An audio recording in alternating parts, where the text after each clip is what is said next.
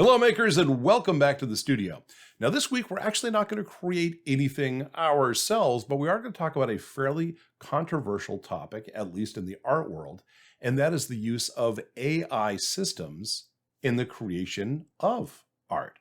Now, there are a lot of debates that are raging currently, and I've stayed away from this for a while because while I can see on one hand the concerns that people have that AI may be a threat to their livelihoods, on the other side, I'm looking at AI as a tool, like any other tool, and what it can help artists do that is harder to do currently, right? So as we develop these great tools for saving time and helping us with our jobs, we have to think about the yin and the yang. There's always a pro and a con to anything. So I want to talk about some of the basic questions that pop up with regard to AI as it relates to art and artistry.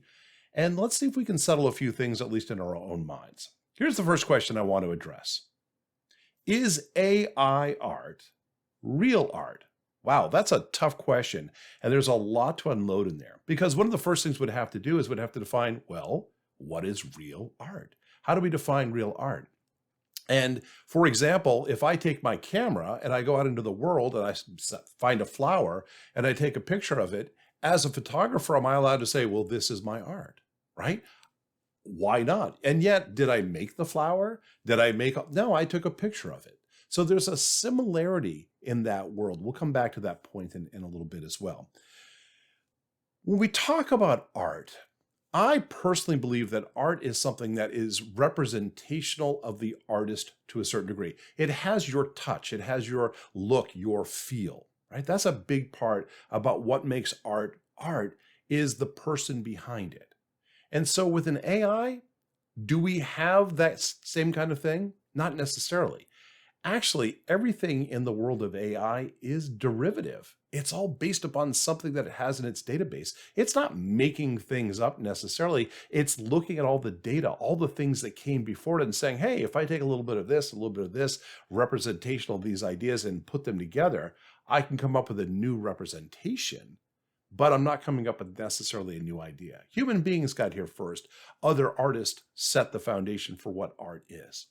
But the challenge of art is ongoing because, again, even in the modern world, when we say, well, what is art?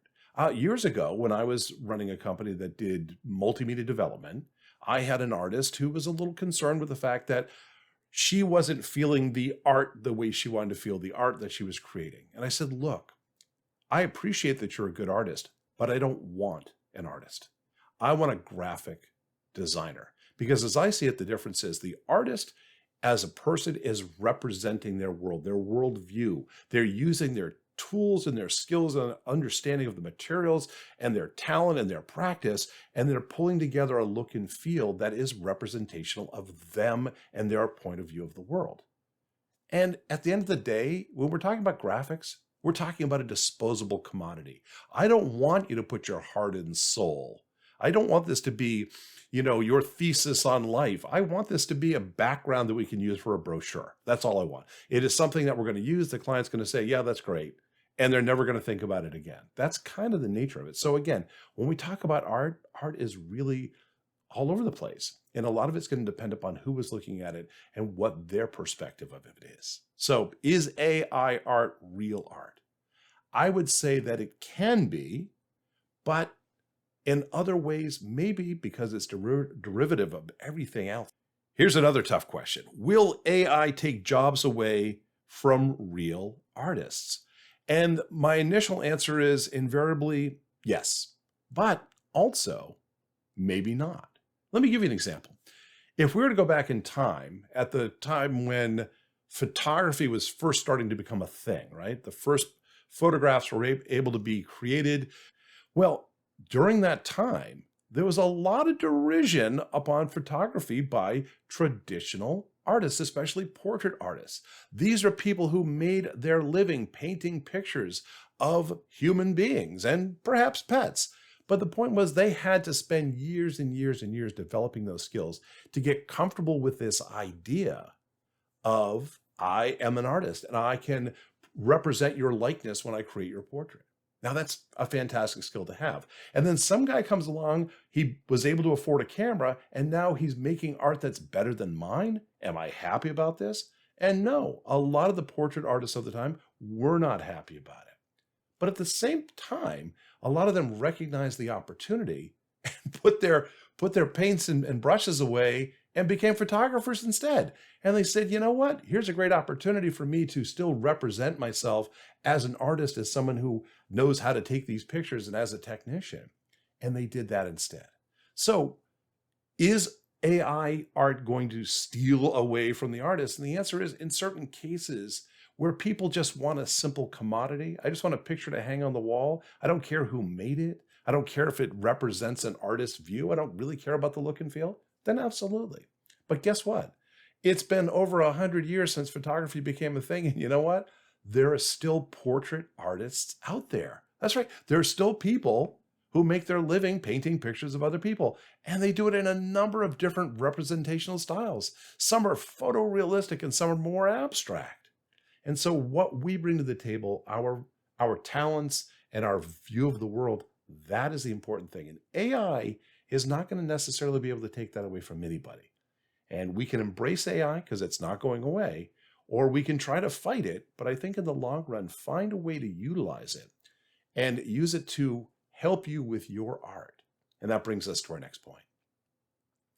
Can we use AI to help us prototype our future art projects? I love this question because the answer is a resounding yes. It allows us to go in to these tools and to say, you know what? I have something in my mind's eye, but I'm having a hard time pulling it all the way out. So can I go in there and use a tool like MidJourney or some of the other tools that we have and say, I want to see a representation of this? And the answer is absolutely yes. So I want to share with you a few things. I want to go into MidJourney and I want to show you how this particular tool works. And again, there's a similarity between a lot of the different AI systems, and there are also some differences. So base your understanding upon your own experiences, please. But I'm going to show you a few things in MidJourney as a platform that may really help you as an artist moving forward. And so welcome to MidJourney. Now, MidJourney runs on a Discord server. And I don't want to throw too much technology at you. Just understand that Discord is a system that was originally designed for gamers to be able to have a way of communicating with one another while they were playing games as a back channel. What Discord really does is it allows information to be passed from point to point. So in our case, what MidJourney does is it uses Discord to allow it to send a signal off to another server saying, hey, I would like to have a picture that represents this question, this query, and it gives it a place for that information to be sent back to. So I will link in the description below a great video from a fellow YouTuber to help you understand how to set up your own MidJourney setup. It's not crazy hard. There are a few things you need to understand to put up, but I want you to be aware. And what we can do once we get in here is I have a Discord window, and I'm going to come in here and I'm going to put in a /, and this allows me to access a certain level of menus. And what I'm most often using is something called Imagine.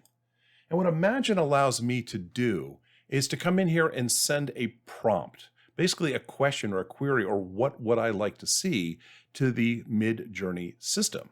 And in this case, let's say I come in here and I say, well, what I'd like to see is some abstract art, right? We talk about abstract art a lot. I'm going to say I'm going to be a little bit more specific. I'm going to say abstract painting is what I would like to see. Now, I also need to put some information in here to tell the system how to use the data. It's called stylizing. And not to confuse you, but I have to put a double dash and then an S and then put a value to tell you how far it can go into the data to look for what it needs to look. All right. Not to get too deep into it, but now I'm going to come in here. I'm going to press send. And it's just looked at the code. It says, okay, I understand the code here. I understand what you want to do. I'm now waiting to start. Now, I have a subscription to MidJourney. I pay them approximately $10 a month, and it gives me access to faster servers. And I don't spend a lot of time in here, but when I do, it's nice to have access to the fast servers and not have to wait too long. Now you can see what's starting to happen is that some thumbnails are being generated, 4 of them, in fact, based upon this question. It's going to give me 4 possible answers. And right now it's at 93%. And I can come in here and say, okay, there we go. So now if I come in here and say, all right, I want to get a sense of what the system came up with, saying, hey, abstract art, we have something a little bit more geometrical here. We have blends of colors, kind of looks like a painting. Obviously, that's what we asked for. So some useful things. Now, is that as representational as I want? Well, it could be, but I can also come back in here and say, you know what? Actually, what I really wanted to see, it was an abstract painting in the style of, how about Helen Frankenthaler,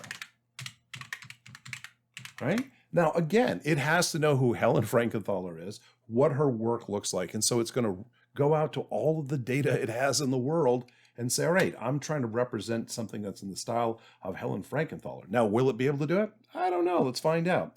I'm going to come in here once again. Let's stylize this and let's see what it comes up with. So it understands the code, which is helpful. And now we're just going to have to wait for it to bring something back to us. And again, we can see the thumbnails as it's getting started.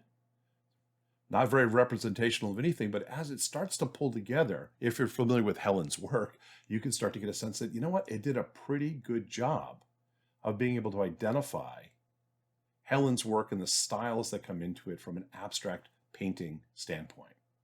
So that's really impressive. It's really impressive. Now, if there were any one of these thumbnails that I looked at and said, you know what, that one in particular really strikes my interest. Let's say this one right here. When we look at this grid, this is number 1, number 2, number 3, and number 4. And down here, it allows us to create variations of number 1, 2, 3, and 4. Or I can basically pull one of these out and go in a little bit more close to it. I want to get some variations on number 4. I like how this laid out, but give me a look at some possibilities that are similar to this one as well. And as it starts to come in, you can see that there's a similar look and feel to all of these, but they are differences. They are variations of the original piece above here, right? And as it comes in, it says, all right, so here we go. And I can say, wow, of these, I think this one is the one that really catches my interest. I like it the most. And now I can say, come in here, and I want to come in here and I want to upscale this, which basically means I want to focus on this particular artistic approach, and I want to make it stand out by itself. I want to see what this looks like if it were larger and not just a thumbnail. Okay, and now it's coming in. So there we are. We're getting our variation here, and it will upscale this. And there it is. So it says, okay, so this is what I came up with. And again, if I want to be able to zoom in on this and get a deeper sense of what it is, I can. Now, would I say, hey, I just created something that's in the likeness of Helen Frankenthaler? I wouldn't personally. Because what I want to be able to do with this tool more than anything else is say, if I wanted to paint like Helen, or if I wanted to come up with an idea that struck me as being kind of interesting, that was maybe in a style similar to Helen's, what options are there? What are some of the things that I might have a hard time visualizing that this system can help me visualize, right? And so it allows me to come in as a prototyping tool. It can be incredibly powerful. Let's try something else here. I'm going to come in here and I'm going to get some more art generated. And I want to look at sculpture this time. Right? Art, painting, good. But I really like Hans Jean Arp's work. It's just a personal taste thing for here. So I say a sculpture by, I'll just say Jean Arp. And again. And let's see what it does for us. And here we are. So we're starting to see some thumbnails come together again, rather nebulous to begin with. But as they come together, again, if I'm a sculptor and I'm starting to think about what would I really want to create, and I like Jean Arp's style, I like the stylings, and I'd like to do something within that range, make it uniquely mine, of course. But what could I do with this? And so as I pull these pieces together, you start to get a deep sense of how just amazing this tool is. And again, you know, sometimes you come up with things that are technically impossible, but sometimes you come up with things like, wow, I'm not sure I could ever visualize that myself. But now with something like this to work from, I could go into a block of wood and I could say, all right, let me see if I can release this image, this shape, right? So some very, very cool uses for AI as a prototyping tool. Now, one last thing to share with you, just because it's an interesting aspect of using these tools, and that is, what if wanted to just explore something that was maybe unexplorable. Let me give you an example of what I'm talking about. If I were to come in here and let's create a new image, but this time let's give it something that's rather nonsensical to work on. And I'm going to say, I want a picture of a skink gorble. We'll have to spell skink gorble properly. A picture of a skink gorble. Now, I'm not sure, a shink gorble actually, to be accurate here. I'm not sure what that is, but let's just play around and see if the system can come up with something rather goofy for us. It understands the prompt, but doesn't even know what it's trying to represent. And in some cases, the answer is no, but it's not brave enough to raise its hand and go, I don't understand what you just asked me to do. So it's going to try to come up with something, and let's see what it is. So looks like something's happening here. Well, there you go. So again, the things you learn. Prior to today, I had no real understanding of what a shink gorble was, and now I have a much deeper understanding that it's something that looks like that. So again, you can have so much fun playing with these tools and opening up new possibilities and new ideas. And that's really the whole focus of this video, is to talk about using AI as a tool to help you as an artist to come up with new ideas to move your craft forward. The bottom line is that AI is a tool. And like most tools, it can be used for good and it can be used for not so good. And like I said, being able to use this tool for the purposes of prototyping, I find it to be a very powerful thing. And I hope it's the kind of thing you're going to be able to embrace and feel more comfortable about going forward. And let us know what you thought of this topic. Is this something that you find interesting? If it is, please let me know in the comments below, and we can create some videos in the future that follow along this same realm. If you're more interested in exploring this, let me know your thoughts. And by the way, if you're not a subscriber already, we'd love to have you join our little family. Come on in, hit that subscribe button, and we'll let you know every time we drop a new video. Anyway, thanks so much for your time and attention. This is Spider, and I'll see you next time.